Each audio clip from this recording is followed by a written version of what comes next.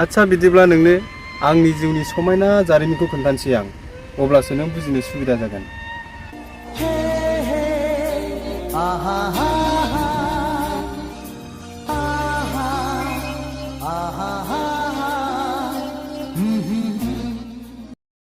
बे सिख्लायानो नोंखौ डिस्टार्ब खालामबाय थादों।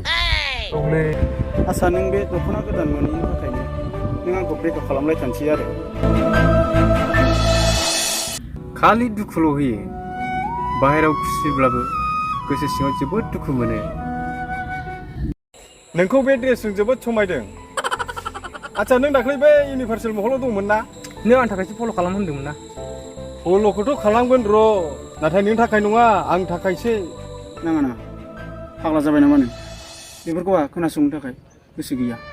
ओरैनो खर' गरम जाना दंखायो। बियो आंखौ थारैनो मोजां मोनो। बियोथ' आंखौ फसायो। 1 मिनिट थाथ'लाय प्लिज। औ बेयावनो फैदो आरो खोनासं।